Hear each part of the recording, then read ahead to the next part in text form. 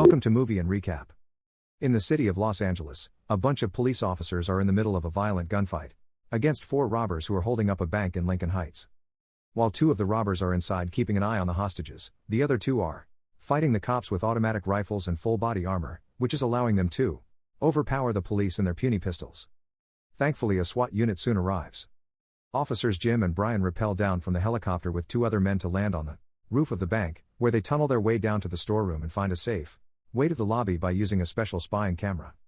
While a few SWAT snipers take a spot on the roof of a building across the street, a third team approaches from the ground. At that moment, one of the robbers outside tries to escape in a getaway car, but a sniper quickly takes him out with 1 shot. The other robber continues to fight the cops, however the ground unit soon reaches him and takes him down too. The 2 robbers inside start to panic, and the ground unit sends a secure phone for a SWAT negotiator to try to arrange the release of hostages. While the negotiator deals with the robbers, Lieutenant Velasquez calls his team inside the bank to ask them to wait, but Brian ignores the order. He drops into the storeroom, and while Jim has no choice but to follow him, Brian sneaks into the back of the main lobby to get in a good position to shoot down the robbers. Velasquez keeps calling him, but all the calls are ignored. Getting more nervous by the second, one of the robbers grabs a woman and aims his gun, ready to kill her. Seeing this, Brian shoots the robber through the woman's shoulder, killing the guy but also wounding the woman in the process. Jim takes out the last robber, finally putting an end to this. Afterward, Jim checks on the woman and calls for an ambulance, and when Brian wonders if the woman will be okay, Jim snaps, not happy about what Brian did. Later at the precinct, Captain Fuller is furious at Jim and Brian for disobeying orders, especially since the wounded woman will sue them for negligence. Fuller fires them from the SWAT division, but Velasquez cuts in and asks him to at least keep them on the team so they can eventually get a chance to get their jobs back. Fuller agrees and relegates them to cage duty, a degrading position involving the maintenance and distribution of weapons and accessories to other officers. Brian is insulted and tells Fuller off, but this only makes it worse for himself and he storms off in anger. When Jim hesitates, Fuller offers him a chance to get back on the team right away if Jim agrees to rat out Brian for recklessness. Meanwhile, Brian has decided Jim keeps training in his free time, but at work he's in the gun cage, performing menial tasks for other police officers. One day, Sergeant Hondo comes to the precinct and asks Jim to fix his customized M4 rifle. Jim notices the custom job and is impressed. Then Hondo meets with Velasquez to talk about the number of scathing articles criticizing the LAPD, which has caused the chief to order a reform of the department. Velasquez wants Hondo to form a new SWAT unit for him to command and offers 2 of his own officers, TJ and Michael. Hondo accepts them and decides to pick out 3 more candidates from the personnel files, although Fuller will have the final say later. After finishing with Hondo's weapon, Jim goes home to find his girlfriend trying to move out of their apartment. She claims things between them aren't good anymore and Jim hasn't been the same since he was taken off the SWAT team. She tries to kiss him one last time, but he turns her down and lets her leave. The next day at work, it's revealed that while working at the cage, Jim has invented a new piece of equipment that he plans to patent in the future, a gigantic hook and chain designed to take down walls or barricades and end hostile standoffs, which he calls the key to the city. As he's explaining his invention to his gun cage partner, Hondo comes in and appreciates Jim's idea. He retrieves his weapon and is impressed by the improvements Jim has done to it. Manages to outshoot Hondo, who bets $200 that Jim can beat TJ. Accepting the challenge, TJ faces off against Jim, who ends up victorious to everyone's surprise except Hondo's. Meanwhile, French mobster Alex arrives at Los Angeles, where the guards almost take away his knife, but he manages to keep it by saying it's a family gift. After his men welcome him and give him a fake passport for later, Alex goes to visit his uncle at a local restaurant while pretending to be there as a birthday surprise. However, Alex actually knows his uncle has been stealing money from the family for a while, so after sharing a meal, Alex quickly kills his uncle with a knife. Then Alex leaves the restaurant alone in the car, and eventually he's pulled over by the cops for a broken taillight. Since the car belongs to Alex's uncle and there is an arrest warrant out for him, Alex gets arrested for questioning and verification of his identity. He tries to bribe the cops to get out of it to no avail, so Alex ends up in a cell.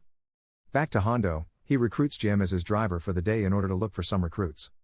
They first investigate Officer Deke, who is found in the middle of a foot pursuit with a suspect, until they manage to bring down the suspect. This angers Deke because he wanted to do it alone, however he calms down when Hondo invites him to join the team. Then they visit another candidate who makes a bad first impression on Hondo by being a vegetarian, too polite, and too much of a stickler to last long in Hondo's unit. Next they move on to a Metro police officer named Chris, who has apparently applied and qualified several times for SWAT but keeps getting turned down because of several misconduct grievances from suspects filed with Internal Affairs. They hear Chris is at the local ER and find his partner keeping watch over a thug with multiple bruises on his face, which were a gift from Chris. Hondo goes looking for the officer and discovers Chris is a woman, because Chris is short for Christina. This makes Hondo realize that Fuller probably kept Chris off the SWAT roster because of her gender, and the misconduct complaints were an excuse, especially when Chris tells Hondo that most of the charges against her came from resisting violent male perps that couldn't deal with the fact that they were manhandled by a woman. Hondo likes her right away and offers her a position on his team. When they return to headquarters, Jim asks Hondo if he's planning on toying with him for another day or if he's actually going to tell him why he took him on this recruitment run. Hondo asks Jim if he wants to be on the team, and when Jim hesitates, Chris and Jim as expected. But Hondo refuses to back down. Fuller then offers a compromise. He'll accept the group as it is, but if they fail the preliminary trials needed for SWAT, then Chris goes back to her subway routine and Jim and Hondo will both be taken off the force. Hondo agrees, confident his new team can do it. Soon training begins and squad members get to know each other. It's revealed that Jim's ex-girlfriend is Michael's sister, and since Michael assumes Jim did her wrong, there's some friction between them and a fight must be stopped by the others before it gets nasty. Hondo puts the group through several tests like infiltration, armor, weapons, physical conditioning, and long-range shooting, and while there are some difficulties at first, eventually they are capable of performing pretty well. When they have a sniper session that uses cards as targets, the team shows to have exceptional marksmanship skills. They also infiltrate empty buildings in simulation exercises to learn to work as a team and rescue hostages instead of getting them killed. A few days later, it's time for the team's final evaluation, which consists of a simulated hostage situation. They'll have to infiltrate an airplane taken over by terrorists played by fellow officers, armed with paintball guns. The goal is take back control of the aircraft by taking out all the hijackers within 8 minutes.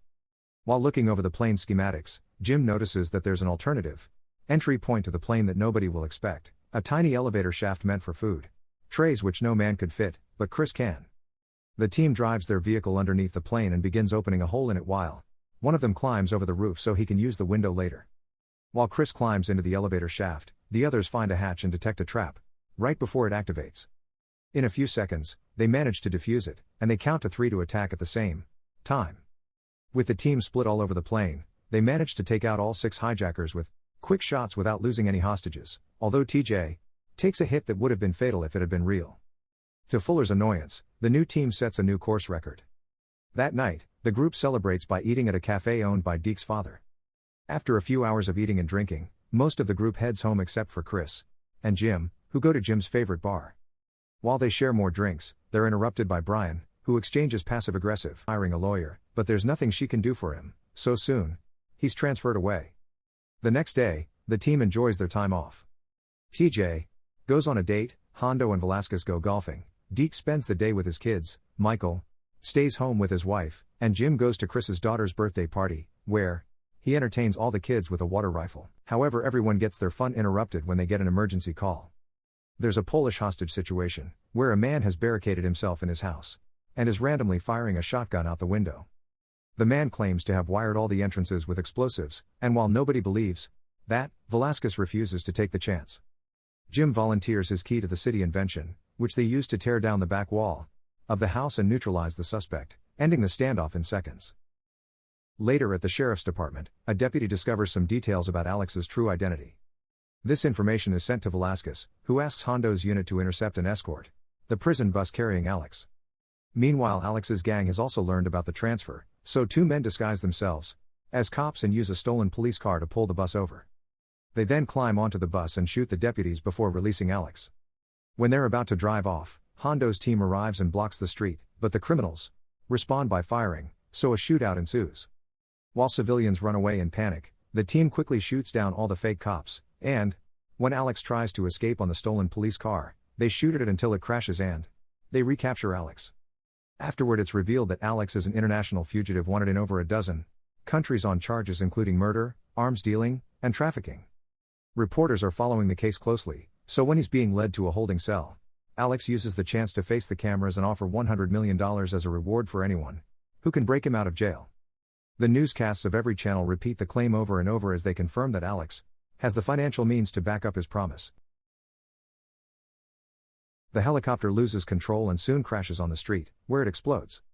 The team takes Alex back inside and makes a new plan. They'll lead the criminal away via a motorcade. They leave in cars and bikes, ignoring the crazy fans that want to get Alex's attention.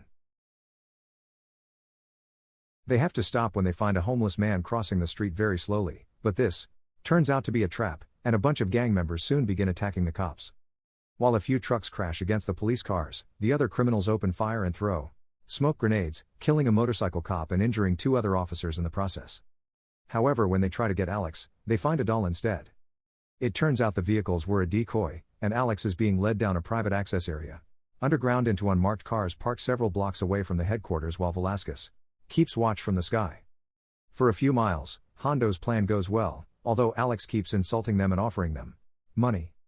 When they cross the second checkpoint, TJ suddenly stops the car and points his gun at his own team, having decided to accept Alex's offer. Jim and Michael attempt to reason with him, but TJ is suddenly joined by Brian, who shoots Michael down and reveals himself as the mastermind behind the operation to break out Alex. After handcuffing Jim to the car, TJ and Brian take Alex and flee into the subway. Soon the rest of the team arrives and rescues Jim while calling the paramedics to treat Michael. Once again they decide to split and Hondo and Jim chase after the group while Deke and Sages rush to the next station. So both teams head down the end of the tunnel to investigate. They find the train abandoned midway through the tunnel, but Brian and his men are gone. Only the terrified passengers are there. The driver points them to a storm drain opening and the team enters it, which causes them to get cut off from the police frequency. Meanwhile, Fuller finds out about TJ's betrayal and Brian's involvement and suspects the whole team might be part of the operation to free Alex, especially since they're no longer responding. When he finds out an unauthorized runway has been lit up at Hawthorne Airport, he suspects that's where Brian is heading, so he sends all available units there. While the team tracks down the criminals through some sewer tunnels and dodges bats in the process, Brian sets up a booby trap made with a claymore mine and smoke grenades, although TJ doesn't like it very much. Hondo's team ignores the smoke and keeps going, and when Deke almost triggers the trap, Jim stops him just in time. While Jim disarms the claymore, Brian's group reaches the end of the tunnel, and they lock the door behind them before leaving the area. Eventually Hondo's team finds this locked heavy gate, but fortunately Jim can just use the claymore to blow it open. Now their communicators are working again, and Hondo explains what happened to Fuller, asking him to send vehicles to pick them up. However, Fuller doesn't trust Hondo anymore, so he orders the team to quit the mission. Hondo ignores the order and his team ends up taking over a passing limo. As they take off, Chris notices a low-flying jet over the city, making them realize that the jet must be Brian's plan for evacuating Alex and the airport is just a decoy. The team plane, ready to escape. The team takes the limo to the bridge, and when 2 criminals open fire to make the roadblock explode, Hondo just drives through it without hesitation. The cops open fire to try to stop the plane, and when it doesn't work, Hondo hits the plane's landing gear right before it takes off, causing it to crash. Another gunfight ensues between SWAT and Brian's men, during which Chris gets hit on the shoulder. Alex tries to run away, but Deke chases him on foot and immediately recaptures him. Brian leaves the plane safely by using a hostage as a shield, then he rappels down from the bridge and Jim goes after him. Meanwhile, Hondo confronts an injured TJ, who says he regrets his actions and asks about Michael. They exchange a bunch of hits on top of the rails, and when a train suddenly approaches, Jim kicks Brian's head into its path, killing him instantly. After Jim rejoins his team on the bridge, Fuller arrives and congratulates everyone for their excellent work, but he also points out that the job isn't finished yet. Alex is still in their custody and needs to be transferred to a federal prison, so the team takes a SWAT truck to deliver Alex to the authorities.